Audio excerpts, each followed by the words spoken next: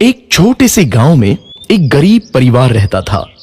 उस परिवार में और उसकी बीवी सीता उसके बेटे चिंटू के साथ रहते थे। उसी गांव में एक तोता भी रहता था।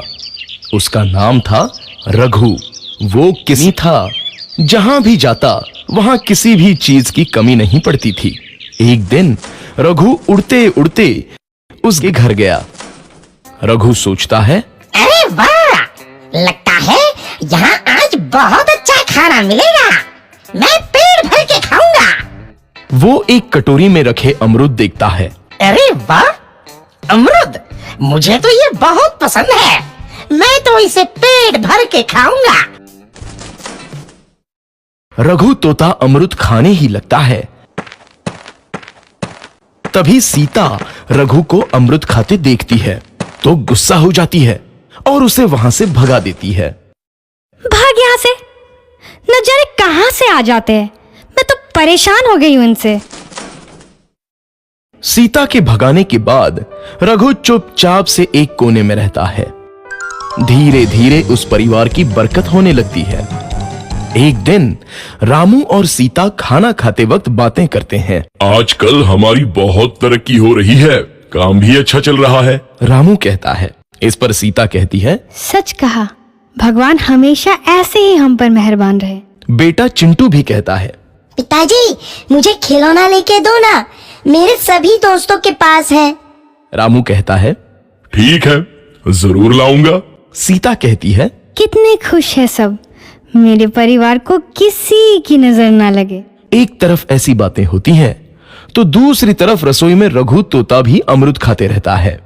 मजा आया, अमरूद खाया, मजा आया, अमरूद खाया, मजा आया। तभी सीता रसोई में आती है और रघु तोते को अमरूद खाते देख बहुत गुस्सा होती है। सीता रघु को बाहर निकालने के लिए पिंजरे में अमरूद रखती है। रघु जब अमरूद खाने लगता है तो पिंजरे का दरवाजा बंद हो जाता है और वो उसमें फंस जाता है।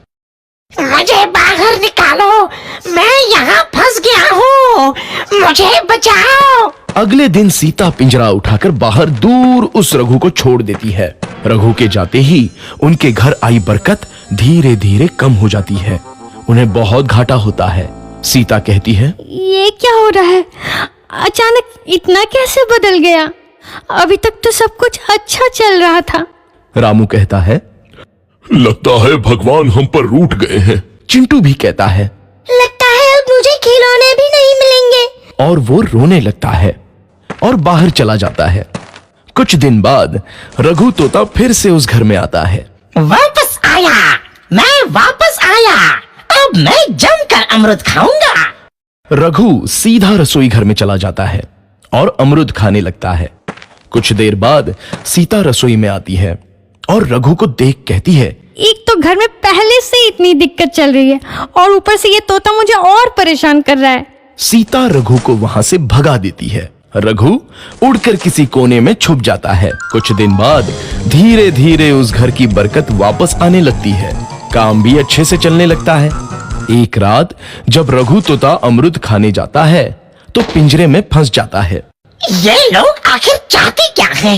एक तोते को शांति से अमरूद खाने क्यों नहीं देते? मैं कौन सा चोरी कर रहा हूँ? बस अमरूद ही तो खा रहा हूँ। तभी रामू वहां आता है और पिंजरे में रघु तोते को देख उसे बाहर छोड़ देता है। ये तोता भी कितना जिद्दी है, बार बार वापस आ जाता है।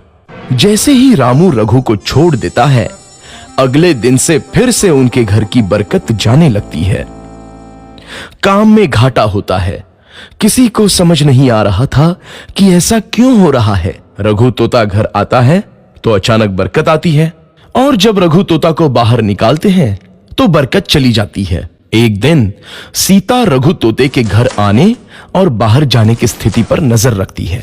ये तोता जब भी घर आता है तो घर में बरकत आती है और जैसे ही ये घर से बाहर जाता है तो उसी के साथ बरकत भी चली जाती है। कहीं ये जादुई तोता तो नहीं है? अगली बार जब ये तोता घर आएगा तो मैं इसे कहीं नहीं जाने दूंगी। सीता रघु का बहुत इंतजार करती है लेकिन